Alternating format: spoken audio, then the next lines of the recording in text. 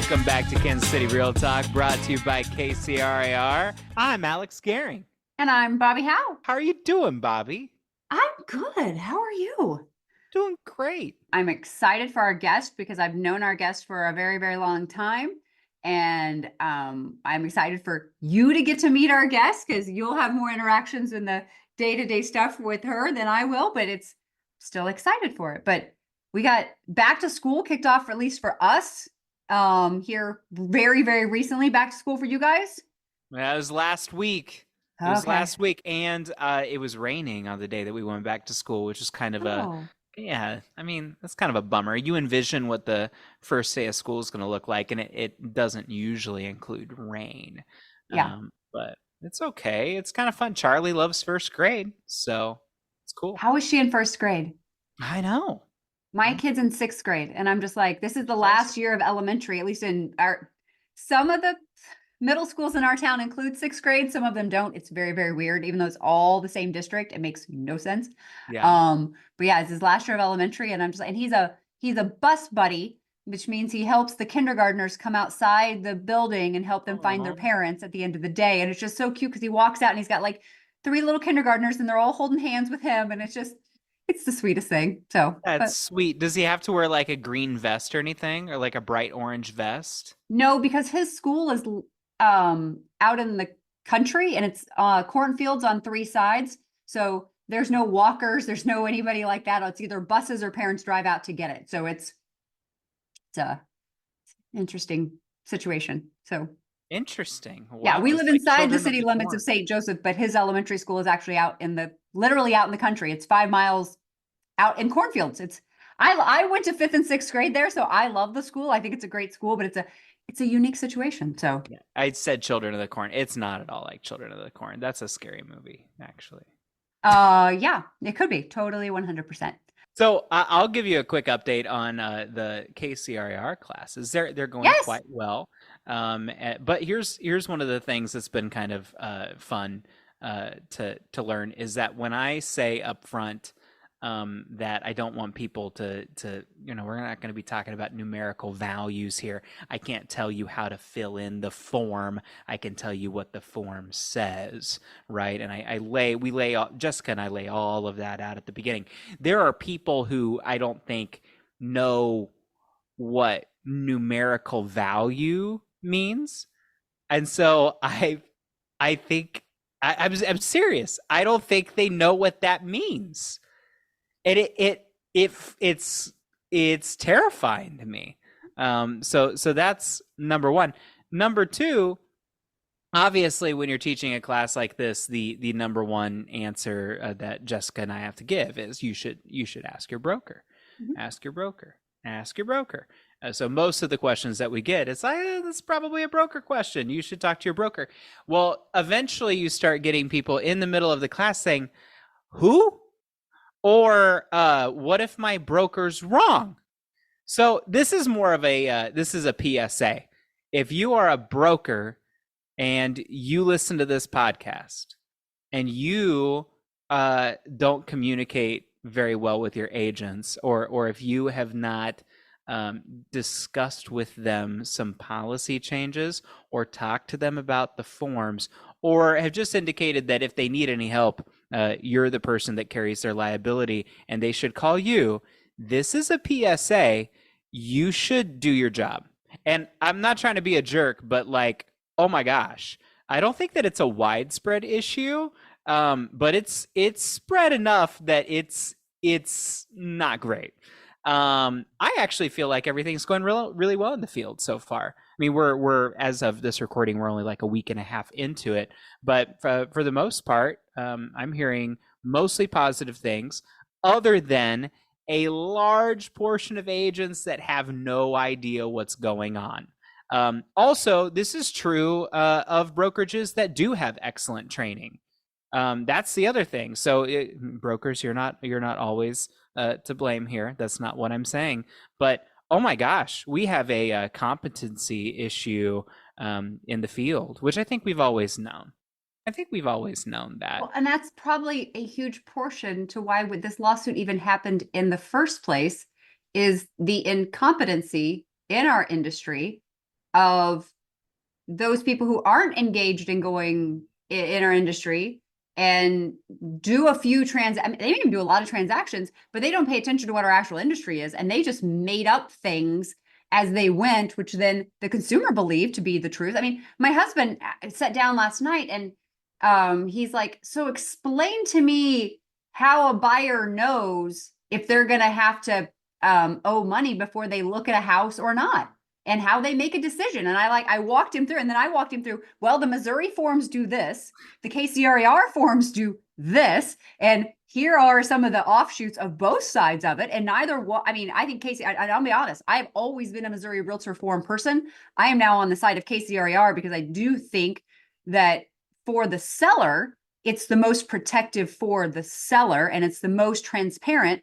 But I also think that when we get into a shifted market where it becomes a buyer's market, then sellers are going to possibly want to advertise what they're willing to offer.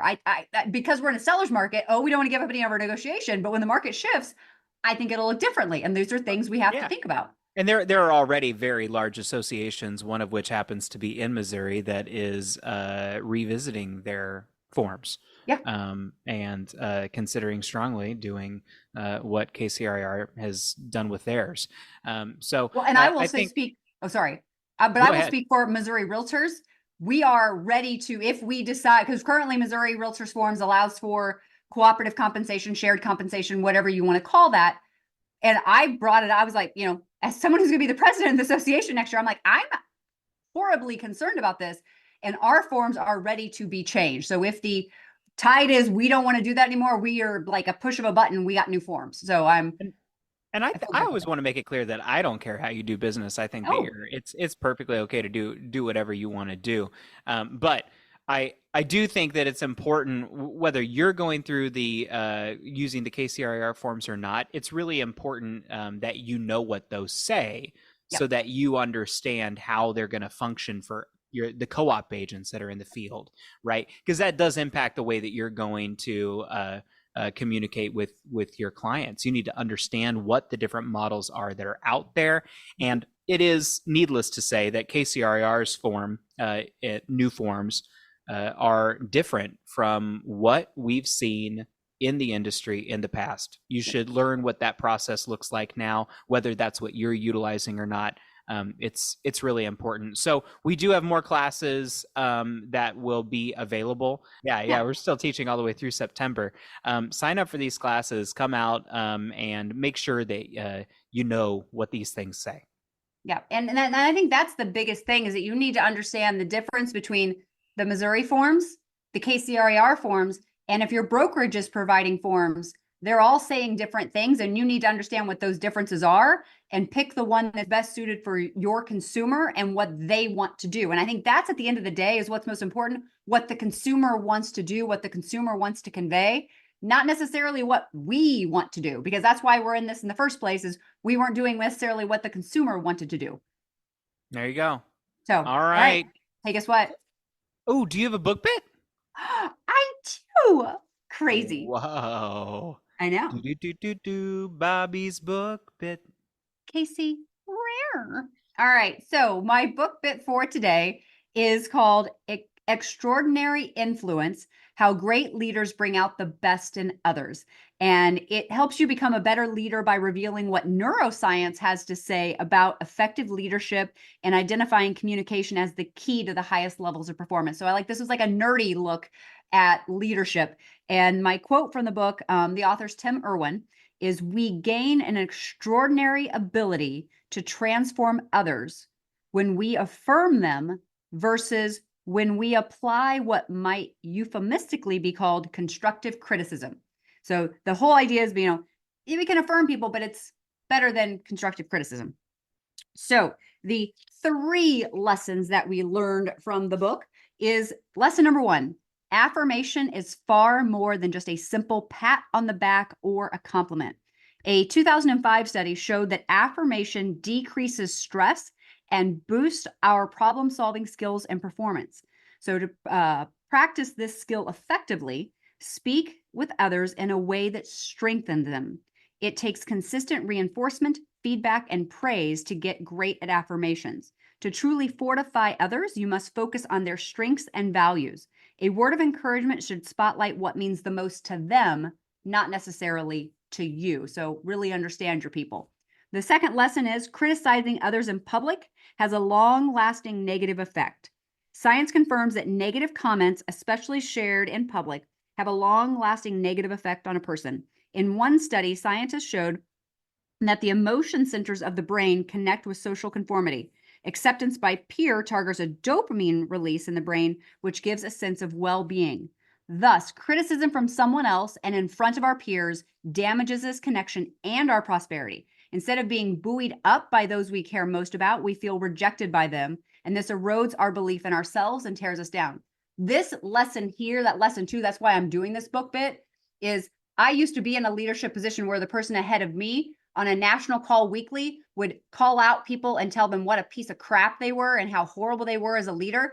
And I was always like, that might be a way to motivate mid-level talent. By high-level talent, you're just going to shut them off when you speak to them like that. That's not how we treat other people. For sure. And then finally, lesson 3 is focus on affirmation, not numbers in your performance review to help your employees the most. And it just talks about too often in performance reviews, we get too caught up in the metrics and not just affirmations and words and emotions that actually help people versus just random arbitrary numbers that have been picked. And it says, rather than focusing on accomplishments and metrics, performance review should center on how a person has done their work. Take a high achieving sales representative who is toxic to the workplace culture, for example. In this type of system, their high numbers wouldn't easily be rewarded because their behavior is the focus of the review with their boss, not just how they performed. So that is Extraordinary Influence by Tim Irwin. Interesting. Yeah. Is there any relationship to Steve Irwin? I don't know. We might have to go look it up, but it is spelled the same. So it's possible. Wow. I know. But now we need to go bring on our guest, but we haven't even said who our guest is yet. Our guest is Maranda DeSanto, who I, as Bobbi mentioned, I have not met yet, but she is the new KAR CEO. And You I'm just really said a lot of excited. letters. What do those letters mean? She is the new Kansas Association of REALTORS Chief Executive Officer. So I am really excited to meet her. All right, let's go grab Maranda and get her in here.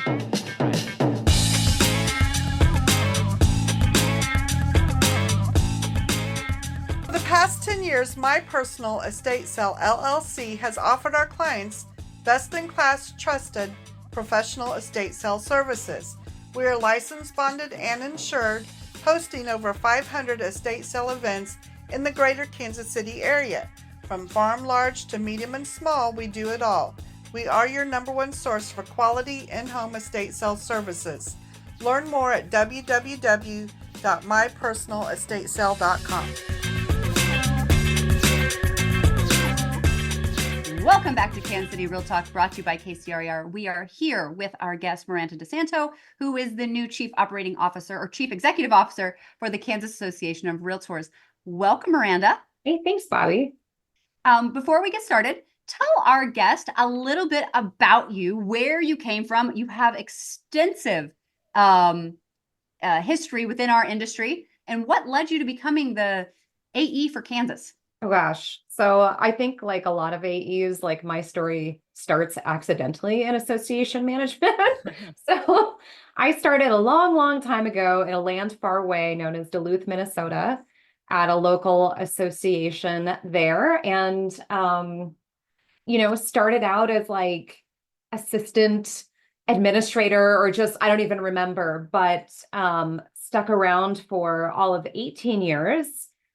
Became CEO about 10 years in and just loved it, loved the members, loved association management, and ended up staying. And then I spent the last 2 years at the National Speakers Association. So another type of association serving professional speakers, coaches, facilitators, that sort of thing, instead of realtor members.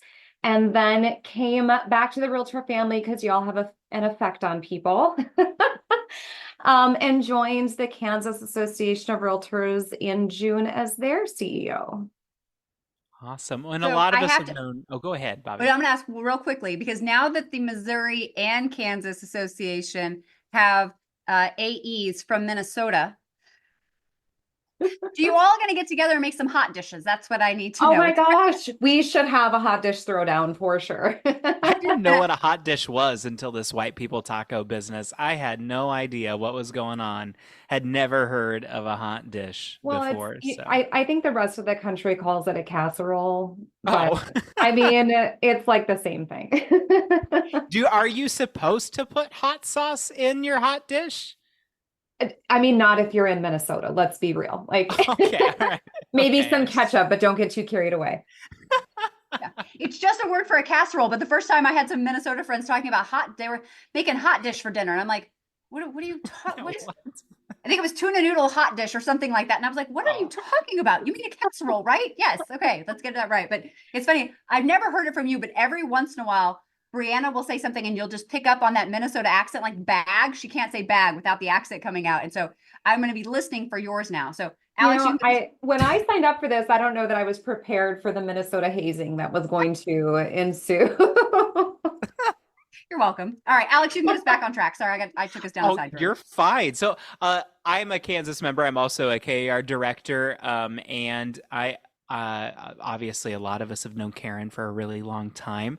I'm curious about that transition plan and some of the conversations that you've maybe had with Karen through this transition. Yeah. And Karen, I didn't know her well before I came here, but I know of her, just through being part of AE meetings and stuff over the years. So thrilled to kind of step into her shoes here at the Kansas Association. And she has been absolutely amazing throughout the transition. She made me this fabulous, this was such a gift. And anybody who is listening, who is looking at transition at some point down the road, pay attention to this part. She left me such a gift. She put, to the best of her ability, all of her knowledge, decades of knowledge, into this 3-ring binder. Here's the things you need to be aware of every month. Here's all the SOPs. Here's the policies. Here are the, just everything into this gorgeous work of art for anybody who enjoys project management and organization. It is truly a work of art.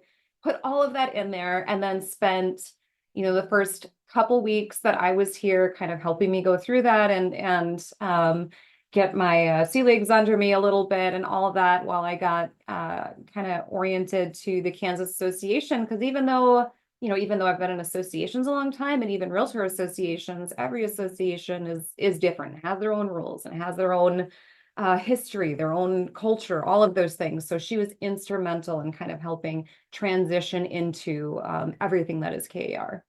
I love it. Did she have a section in there for problem members? I plead the fifth.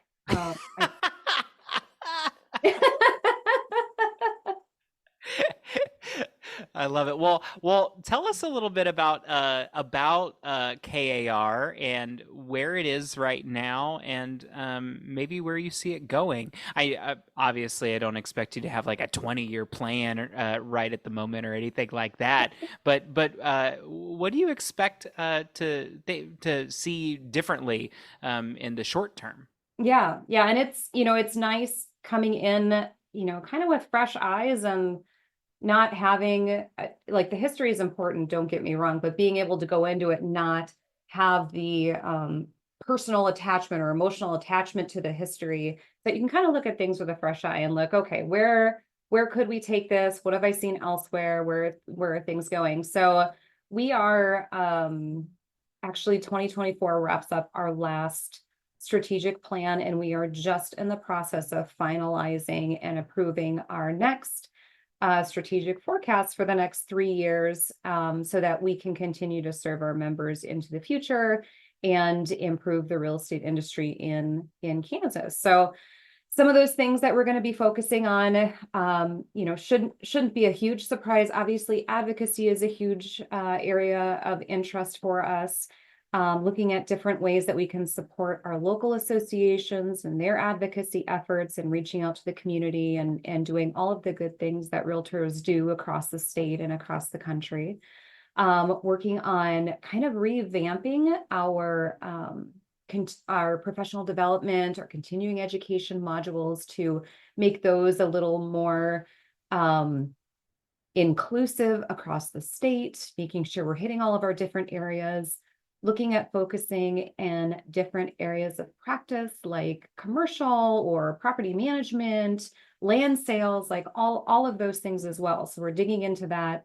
And our vision team at KAR has been responsible for working with our consultant, who happens to be Association Options, and drafting those ideas and kind of compiling all of the focus groups that we've had and all of these different pieces of information to come up with an actionable plan. And they've done an excellent job. It's actually going to be going to our board of directors this October for review and approval. And we're not wasting any time getting all of the pieces in place to be able to hit the ground running with that plan. Awesome. I love it. Talk to us a little bit about, you mentioned the KAR annual conference. Can you give us kind of a heads up on what all to expect at that conference? Oh my gosh, Alex, I might ask you that question because I haven't been there. I'm going to be a first timer. So like, I think I need a big button that says I'm new here or something like that. So, but I'm super excited that it will be my first conference. I'm even more excited. This is going to be in your backyard, friends. This is going to be at the Marriott Overland Park. So right in your neighborhood. We are looking at October 2nd through the 4th. And what I'm most excited about that is we have a great combination of not only CE focused classes, because I know KCRAR already does an awful lot of CE and kind of helps take care of your Missouri and your Kansas license through the programs that they have. But also some non-CE courses. Like, for example, Marky Lemons Ryle is going to be coming in. She's got a few different sessions. She's awesome. You may have seen her on stage at other conferences before.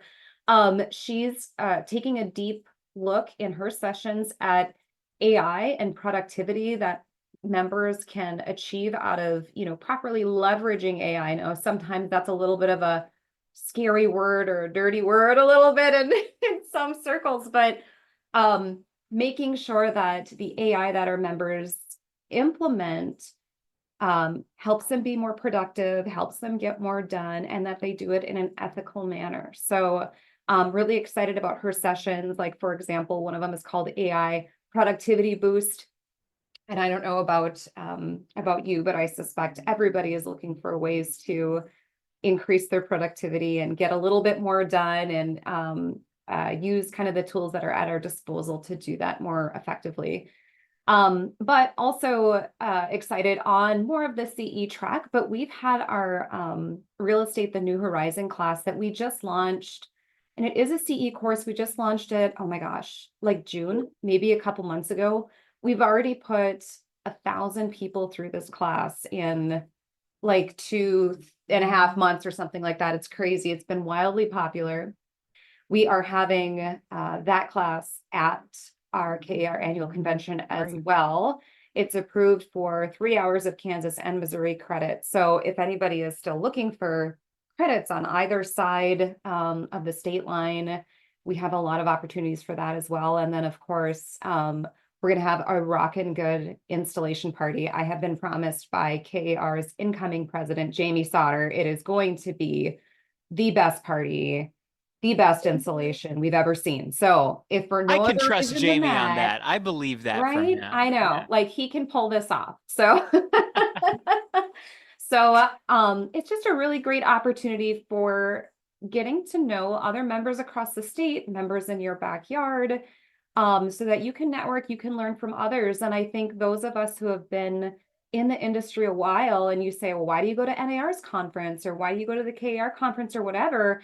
Sometimes to folks who haven't been there, they're looking for more of the nuts and bolts. What am I going to actually take away from this? What's on the agenda? That sort of thing. And those things are so important, and the governance is important, and all of those things. But I think those of us who have done this a while can think back to that one conversation we had that was so incredibly valuable to us, changed, how we did business, changed the relationships we had. Like Bobbi, for example, that's how she and I I don't know, some NAR meeting. I don't even remember what ballroom we might have been in, but that's how you kind of get to know people and you have these connections. And then I get to be here and talk with both of you all these years later, randomly in the state next door. So yeah, it's just really life-changing opportunities that you can take advantage of when you join these things. Well, and then we get to hang out here in a couple of days together up in Chicago at Leadership Summit. And, we say over and over again, the right leader at the right time. And so often we just see the right person show up at the right time. They may have been a great leader at a different time, but they're better when they show up at this time. So I think the combination of you and Jamie going into next year, Kansas could not be better set up to have an amazing year next year. Because I just absolutely adore Jamie. He's going to be a powerhouse, president for you, but then you're going to be the awesome support arm for him as he comes up. For our members who don't quite understand, or maybe just what's your opinion on it, people get really confused between the local, the state, and the national. What do you see the state's role in relationship to the local associations of wherever they belong, and then the national association? Yeah, that's a great question. And you can dig into individual products or services or whatever, and that's kind of a more granular answer. And I think that answer is different for each state association and each local association. Some states have really robust professional standards or forms or legal hotlines or education programs, like all of those things that fit well within their state. So I don't think there's a one size fits all answer from a granular level, but I think what you look at as the state association is, at the end of the day, what can we do better together for our industry than we can do on our own? How can we support our locals as a state association? How can we use the economies of scale that we have to support individual members so that they can be more efficient, they can be more productive, they can reduce unnecessary risk as they're going about their business? How can we help them develop as real estate professionals in this particular association? How can we help them develop as leaders? So that's what I see any association's role as, and especially the state association, is, okay, how can we bring these different people, these different organizations, these different parts together so we can all maximize the impact that we have, that we are stronger together when we can get on the same page and when we work together. So I don't look at that as all state associations should do X, Y, or Z, but if we work together, we listen to our members, we listen to our local associations, find the solutions that help move us forward. That's what we're here to do. So as refreshing as it is to not really have a discussion that is surrounding a settlement or changes about this, I know there are a lot of people that would look at Karen and say, man, you timed this right. And look at you and think, why? What were you doing? What are you doing? That's right. I mean, there's a lot of change happening in the industry, and for you to be willing to take a leap of faith into a new role at a different association during this time, first of all, I think it says a lot about you. That's obviously a challenge that you were willing to take on. But how do you, when you think about everything that the industry is going through, I'm curious as to what stands out to you at an industry level, philosophically, and where do you see the industry going? What's the state of the industry right now in your eyes? Is there opportunity? Is there risk? Is it a mix of the two? What are your thoughts? Oh, there's so many things that are going through my head right now, as I'm sure are going through everyone's. And I've had a lot of people, when the press release went out, that had come back to the realtor world. And even when I went to a different association a couple years ago, and you did it, you got out at the right time, like kind of comments certainly came. And I understand that. And at the same time, I spent the last 2 years like kind of on the sidelines watching all of this go down and just feeling very very concerned about my realtor family and where things were headed and what things look like and everything. And I just, even though even though I wasn't exactly in the realtor family at that time, like that kind of stuff doesn't just go away. You know, like you still care and you still want to make a difference and help and we're still involved. So here's what I know, Alex, and here's what I've seen. Realtors are incredibly innovative people. And there has been countless industry disruptors that have come in the past, and some of them bigger than others. And this certainly is one of the bigger ones, right? Like, I don't think anybody can deny how impactful all of this is right now. But we've been around over 100 years and we've figured it out. And we've continued to innovate, shift our business, serve our customers and clients, figure out the next best way that we can do business. And I know there's a human reaction to change. I totally get that. And I am looking forward and have seen our members go, okay, this is where we're at right now. How am I going to tackle this? How am I going to change my business so that I can best position myself for the future?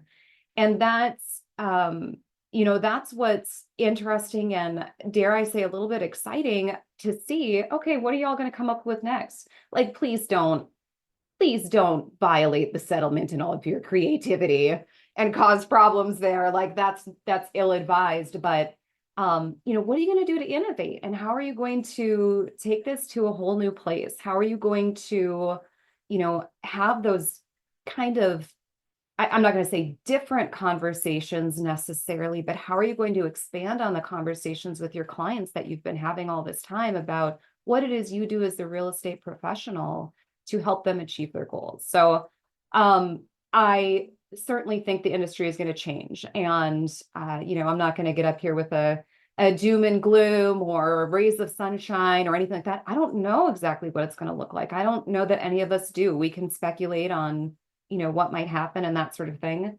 I do know there's going to continue to be disruption. And that may be hard for some people. I think, some folks are looking at the settlement and they're going, oh, well, I'm glad that's over.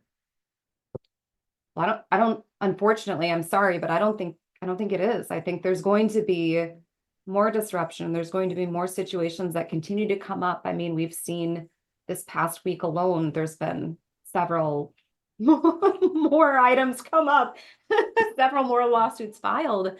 So I think just continuing to serve your customers and clients, for our members and for our associations, continuing to help our members get through this and be successful in this really dynamic environment that we've all found ourselves in and selected, right? We choose this every day.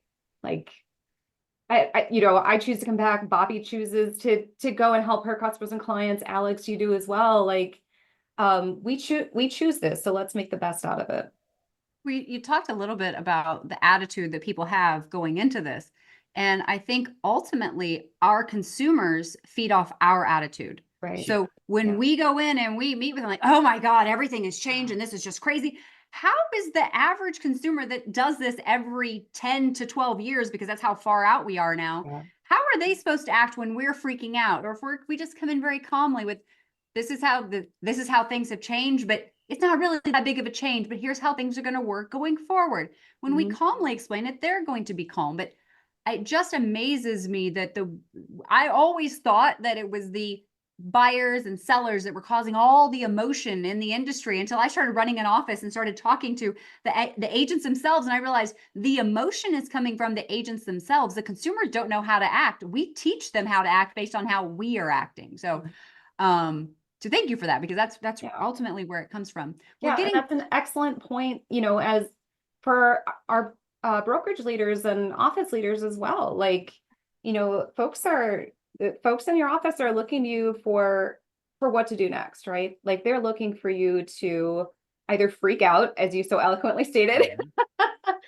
or buckle down and go, all right, like, what are we going to do now? And that's, I think better results come when you take the latter approach and you say, all right, this is where we're at. How are we going to best position ourselves to continue to be rock stars in this new environment. Leadership's never been more important. I think Yeah. there's no question about that. Well, Miranda, you've shown that just in this conversation that you're well set to be a leader, and we're excited to have you. That's for sure. Oh, thanks, Alex. I've only been around a little while, but I'm going to hold on to that comment in the months and years ahead. Alex thinks I've got this under control. You got this, and we all have your back the entire time. We're coming up towards the end of our time, and the last question that I always ask all of our guests is, what else? What else should our members know? What else do you want to convey? Is there anything we should have asked you? Oh gosh, that is a great question, and I wish I had put a little more thought into that earlier, but I could have warned you, but I didn't. I know. Here's an like, this is my bad though, because I didn't know you had a podcast till you emailed me, and I was like, oh, they have a podcast. That's so cool. I should probably go find that and check it out. So that's on me too. But you know, here's my what else. And that is you know, if we look at the membership of KCRAR or the Kansas Association of REALTORS, Missouri Association of REALTORs, you know, even national, and we look at the potential power and influence and time that we could tap into across those different memberships. And we think about, okay, these are smart people. Like they have, I mean, they're running their own businesses. They have figured this out. They, for a lot of our members are truly absolute rock stars in their industry. What happens if we harness that energy, those ideas, that intellect to really move the industry forward? What happens if the new member who just showed up, who has all of those great ideas and that outside perspective and everything, and brings that to the table through the advocacy work that we do, especially in the state, in your local communities, in our national venues as well? Think of the influence and power we could have if every one of, and what are we at, 1.5 million members nationwide? What if they spent an hour a month furthering the industry? How impactful that would be. So my what else would be, spend some time thinking about what impact our associations could all have if we all work together and we all move this industry forward as a team. I love that. Yeah, that was awesome. Like, you just nailed that. I was like, mic drop, we're done. We don't need anything else. Awesome job, Miranda. I love it. All right. Well, thank you so much for being here with us today and taking time out of your schedule, because I know that just coming in, you got a whole lot of things on your plate. You got a whole lot of other things to do, and we only asked for 30 minutes of your time. So I'm going to send you back off into the world doing all the amazing things. But just thank you so much. Oh, thank you guys. It's been a lot of fun being here. I am going to check out the past podcast episodes so that I can be better prepared as well. But it's been delightful talking with you. I hope to see you at our upcoming conference in October in your hood. Love to spend some time with you and all the other KCRAR members there. And if anybody should have any questions for me or anything, please reach out. Like, I know a lot of people say that, like, and then they don't respond to the email or the phone call or the voicemail. I promise I respond to every communication I get. And my email is Maranda, Maranda, at kansasrealtor.com. So you'll have to spell the first name correctly or you won't find me. But I have the same problem too. People can't spell my first name right either. So we're okay there. I know. But thank you all so much for everything that you do for the industry and for having me on today. It's been a lot of fun.